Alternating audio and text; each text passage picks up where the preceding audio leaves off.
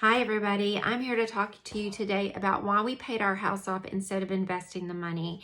My name is Courtney. I talk all things finance, simple living, slow living, minimalism, whole food, plant-based eating, and all things health and wellness. And I believe health and wellness is also impacted by your financial health. So I decided with my husband that I looked at the numbers. I'm the person that handles the money in our family. My husband's a very hard worker and he makes the money and he's involved in the sense that he knows everything that's going on, but he doesn't really like dealing with the numbers. And I love it, as you can probably tell. I am sorry, my dog is barking at 14 geese in my front yard and he cannot help himself. I did the math, pure and simple, and we moved into this house in 2017. We were not married yet. We got married in 2018, right after we moved in. We had been together for a while, but we had only lived together for a couple of years previous to that. And we had been living on half of our income. So when we moved in here, our mortgage on this house was the same as the mortgage on the other house, roundabout, just maybe $100 difference. And we did that on purpose. We did not overbuild. We built a house that was very reasonable, and that was far less than 25% of our income. Our house payment was less than 25% of our income. And so what we did was, when we moved in here, we were already maxing out our IRAs. Those are $7,000 a piece a year, which I opened those for us when we got married. I had one, he did not. And I looked at it, and I could have opened us a solo 401k or a brokerage account.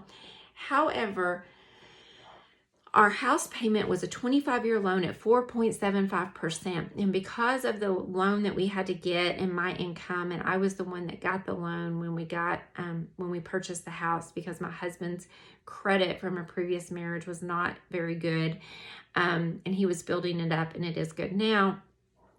I looked at what we could invest and the amount of money we would be able to take off of those investments, following what is known as the 4% rule. In order to not run out of money before you die, the average lifespan, you would not want to take more than 4% of your investments out to live on.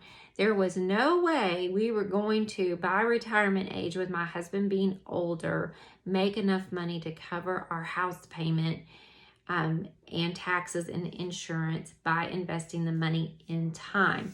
It would not have time for compound interest to do its job. It was costing us around $15,000 at the time. It has gone up now, where it would have been closer to $17,000 if we had invested all of that money, set it in stocks. If in an ideal market at 8%, it was growing, we would have had enough to pay the payment. But what happened? We're in a bear market. It's down right now, about 25%. So I knew that, you know what, paying your house off is a guarantee. The market is never a guarantee. Unless you're in it for the long term, the chances are pretty darn good that you're going to make money. So mathematically, it made sense for us, and psychologically, it made sense for us. My husband, in 2.4 months, is eligible for Social Security, where he can take Social Security at full retirement age, and he will not have to, he can work as much as he wants. And we own a roofing business. He's leaving his W-2 job in 8 months. He will go ahead and draw his pension. That Social Security and pension will give us somewhere between 30, and it could grow substantially with Social Security, but I'm going to say 30 to 31. We live on about 36 to 42. And so what we have been doing is we have been saving that money in what is called a bridge fund. And that money, along with his money, we will save enough to give us $15,000 to $18,000 a year. I don't anticipate needing that much, in addition to his 30, and that will give us somewhere between our $36,000 and $48,000 a year to live on, should we need it. I wanted to give us a little more for travel and things like that, though I suspect that we're both very frugal. We probably won't need it all.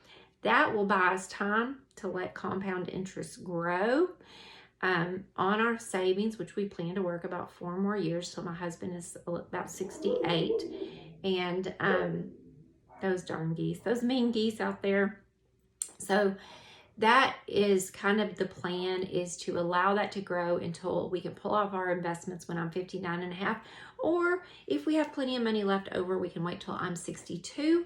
And in my situation, waiting till I'm 62 makes sense. And that is not the video we are talking about right now about when to take Social Security. And I will explain that later.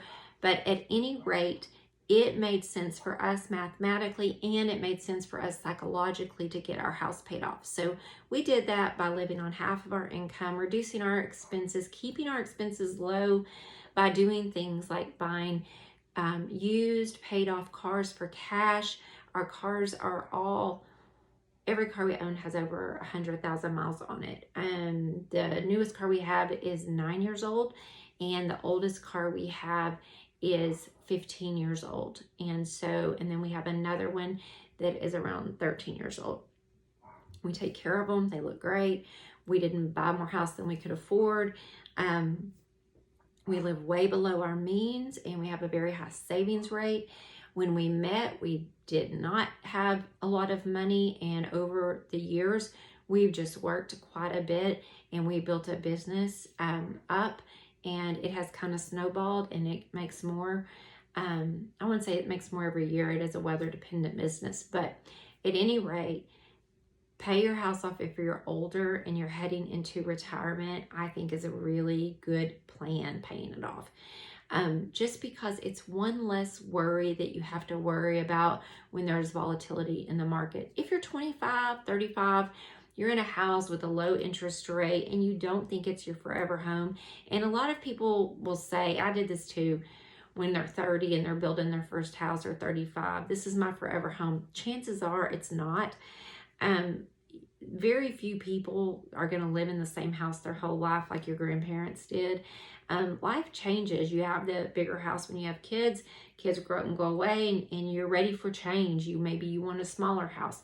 So, and if that's the case, just invest the money, get your retirement up there, and then focus on paying off your house. But for us, it made sense, and I'm really happy we did that, because right now, today, if we both lost our jobs, we could live on our savings, and we would still be okay when the pension and Social Security kicked in. We're still going to have to live simply, but we have enough, and we're both very content with just enough.